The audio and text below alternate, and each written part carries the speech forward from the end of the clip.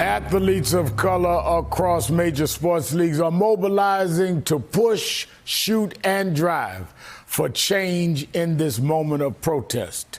I myself opened up this week challenging the NFL to rehire former Super Bowl quarterback Colin Kaepernick after a nearly 4-year absence from the league that began after his pregame protests over police brutality roused many white fans, including President Trump, who responded by calling players who knelt on their knees showing their protests, calling them sons of female dogs. And I'm sanitizing what the president said.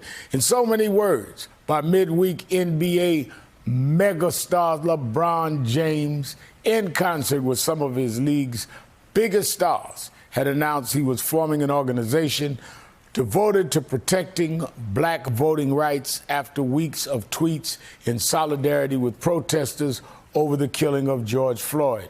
And as Confederate symbols continue to topple in public spaces throughout the South, NASCAR announced this week that it would no longer tolerate the brandishing of Confederate flags at its races, a move prompted by the league's sole African-American driver, Bubba Wallace, who took to a West Virginia track Wednesday in a T-shirt reading, "I Can't Breathe," his stock car emblazoned with Black Lives Matter. Joining me now, Jemele Hill, staff writer for The Atlantic, and Carrie Champion, a TV host and journalist. Let me go to you first, Jemele. You and I have talked about before the need for activism among athletes, and it seems that it has taken on an even broader and new form in the light of what has happened with George Floyd. How do you read this, and will it be effective? I think it will be effective. Sports is one of the few things in this country that actually brings people together. Maybe you're somebody who watches LeBron James and you don't understand the intricacies of police violence. But maybe through him, you might be able to at least be intellectually curious enough to see what is this movement, what are players saying, why are they saying that? And so sports is kind of the attraction that lures them into this conversation. But I think for a lot of athletes that are in positions of leverage and power, this is an important moment for them, where they want to push this conversation forward and make it uncomfortable for some people in some leagues, and particularly the NFL, that finally has to admit that they were wrong, not only in not listening to the players, but at some point they're going to have to admit that what they did to Colin Kaepernick was an absolute disgrace. Carrie, when I, in the eulogy for George Floyd, said that they should not have empty apologies, which Jemele made my point just now, that they've got to admit what they did was wrong and repair it. There were different reactions. But the fact of the matter is that they were trying to separate people's life, people's race, from what they do in professional sports. Are we seeing a new wave now where there are athletes in all fields, including NASCAR drivers, that are saying, no, I'm not an athlete and I happen to be black or happen to be whatever. I'm the same person and I understand what people are saying? Yeah, no, you're seeing athletes actually take the time to use their leverage to change what they feel has been wrong for so long.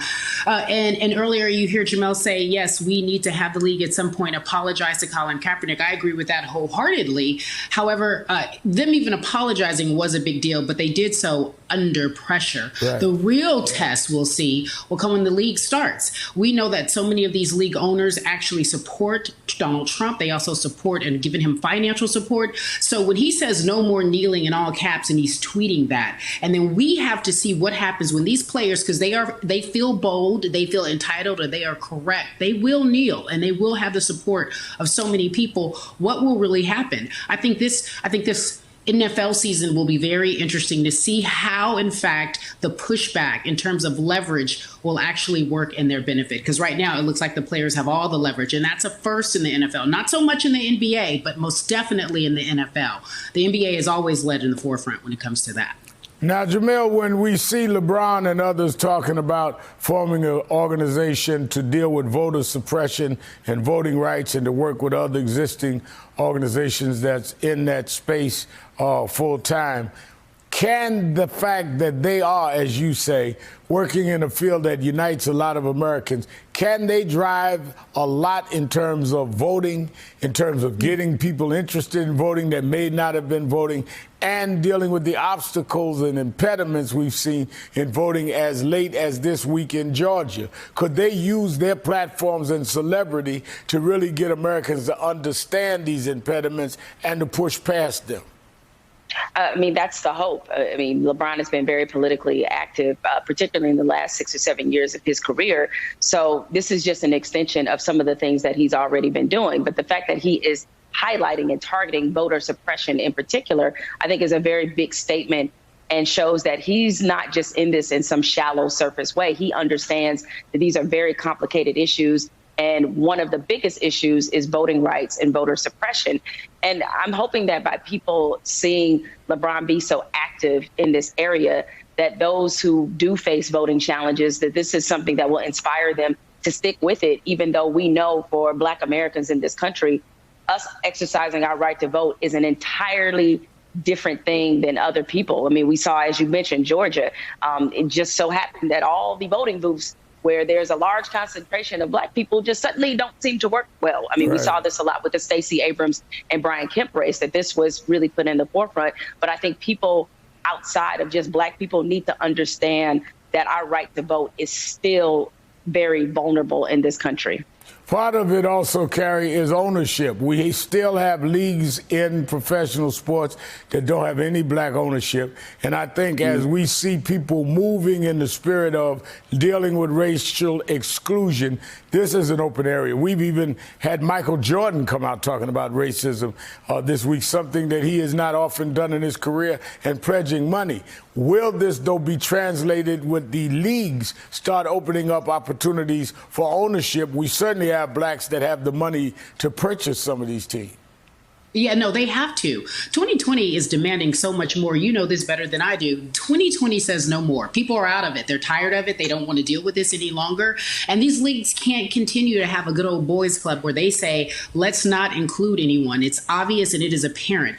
I always like to go back to 2016 when Colin Kaepernick started this and said, hey, all I'm saying is that this country isn't fair for so many Americans, namely police brutality. It was as if he was speaking right now in this moment, and he was speaking clearly and loudly to the leagues. And by the way, by way of background, Colin Kaepernick didn't want to kneel, as we all know that. We know that he was told to kneel by a former soldier. So this whole no kneeling thing really is embarrassing. And it's also an indication of how people haven't even educated themselves. It is time to make sure that we hold these leagues accountable. And I do believe the climate is now. People hear us. I had a chance to speak to LeBron today for a brief moment. He simply said to me, the reason why he put this together is because he wants to put real resources on the ground in terms of voting and teaching people how to vote, who to vote for, and how important their voice is. Just the re-educating the entire voting process, especially for Blacks. And it's a great thing.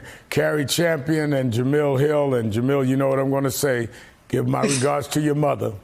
I will. She loves you. You know that, Reverend. Yeah, I know.